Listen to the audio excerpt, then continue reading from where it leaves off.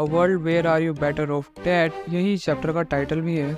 और इस चैप्टर का कवर पेज जितना लाइट एंड फनी है, ये चैप्टर उससे कई गुना ज़्यादा डार्क है। पहले मेरी नज़रों में तो ये चैप्टर 10 आउट ऑफ 10 है।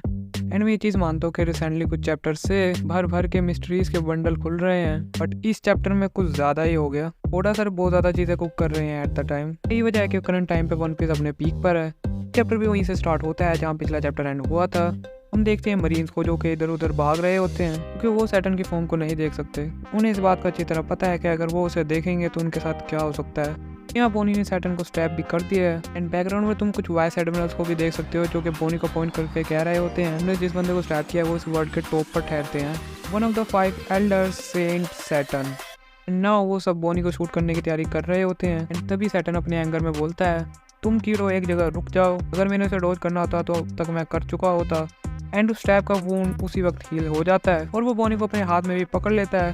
एंड तुम्हें तो पता ही है इतना सब कुछ होने के बाद अपना सांजी एक जगह ठहर नहीं सकता। एंड वो सैटर्न से मुकाबला करने के लिए आगे बढ़ता है, बट वेट, सैटर्न अपना एक अननोन अटैक करता है। समहाउ अपना सांजी भी नॉकआउट हो जाता है क्योंकि सांजी एक स्पेशल बॉडी को पोसेस करता है, इसीलिए उसका हाल उन मरीन जैसा तो नहीं होता। वेगापंक की डिफेंस अब पूरी तरह से ऑफ हो गई है, इसीलिए अब मरीन्स वेगापंक को कैप्चर करने के लिए आ रहे हैं। सैटर्न फिर दोबारा यहाँ बोलता है, अब क्या फायदा, अब तुम रुक जाओ, ये काम अगर तुम मेरे आने से पहले कर लेते तो मेरे यहाँ होने का अब क्या फायदा। वो यहाँ किजारू को भी सेंसर्ड करता है, उससे एक काम भी नहीं हुआ, तुम एडमिरल किस काम के। एंड जिसको सुनकर किजारू सॉरी भी बोलता है। वो बहुत बुरी तरह पिट चुका है लूफी से, इसलिए थोड़ी देर के लिए तो उसे नॉकआउट ही समझो। एंड यहाँ लूफी की भी हालत कुछ ज्यादा अच्छी नहीं है। एंड लूफी यहाँ पूरी तरह आउट ऑफ एनर्जी हुआ पड़ा है। गियर 5 का कूल डाउन टाइम गियर 4 से तो काफी बुरा ही है इन माई ओपिनियन।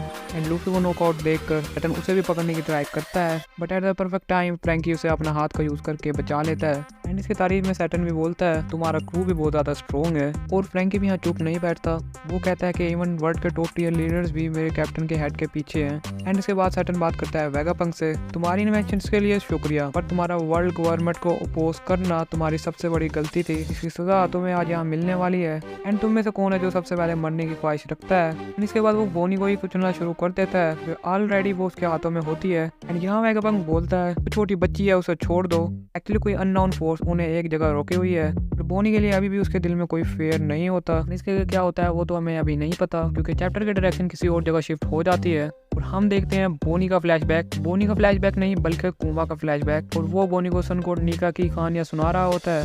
और फिर हम और भी पीछे जाते हैं और देखते हैं उस टाइम को जब कुमा पैदा हुआ था। एंड यहाँ हमें ये भी पता लगता है कि कुमा एक न्यू रेस से बिलोंग करते हैं जिसका नाम बकानियर्स है। एंड उस रेस में से अब कुमा की ही फैमिली बची है, बट उसकी मॉम एक नॉर्मल ह्यूमन होती है।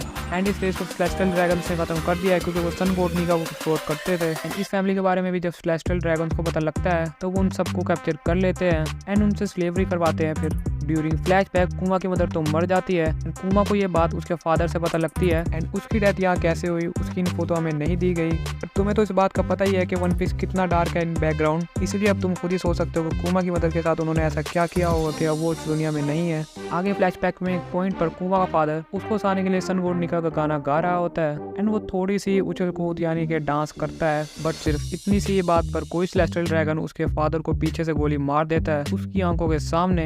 वेल अब तुम्हें ये पता लग ही रहा होगा कि चैप्टर का ये पॉइंट कितना डार्क एंड इमोशनल है। एंड आगे चैप्टर में हमें पता लगता है कि सेलेस्टियल ड्रैगन्स वर्ल्ड की पॉपुलेशन को कंट्रोल करने के लिए एक नॉन एफिलिएटेड कंट्री गोड वैली पर एक टूर्नामेंट हेल्ड करवा रहे हैं। एंड इस टूर्नामेंट में जिस भी रेस का बंदा हारता है रेस को पूरी तरह से खत्म कर दिया जाएगा। जिसको सुनकर गोड वैली का किंग उन्हें अपोज भी करता है, तो उसे इंस्टेंटली कोई असैसिनेट कर देता है। एंड ये बंदा और कोई नहीं बल्कि सेंट फिगारलैंड गार्लिंग है इन हिज यंग एज। मुझे तो ये पूरी तरह से शैंक्स लग रहा है। एंड यहाँ बैकग्राउंड में कुमा अपने डैड की डेथ का सुनकर भाग जाता है, जिसकी रिपोर्ट कोई सैटर्न को देता है कि बकानियर ट्राइब का एक स्लेव भाग गया है। क्योंकि यहाँ वाले सैटर्न और करंट सैटर्न की एज में कोई भी डिफरेंस नहीं है, इसी वजह से हम ये अज्यूम कर सकते हैं कि 5 एल्डर जो हैं वो इमोर्टल हैं एज वेल एज ईमो भी। एंड चैप्टर में हमें आगे पता लगता है कि कुमा को पकड़ लिया गया है और उसे बहुत बुरी तरह पीटा भी गया है। एंड देन फिर उसकी मदद करने के लिए 2 कैरेक्टर्स आते हैं, इनमें से एक तो अपना इवांको होता है एंड दूसरा उसकी बहन जीनी। ये दोनों भी स्लेव्स ही हैं। एंड मैंने रेडिट पर कुछ बंदों को कहते हुए सुना था कि जीनी जो है वो लूफी की मदद हो सकती है क्योंकि वो मीट खा रही है,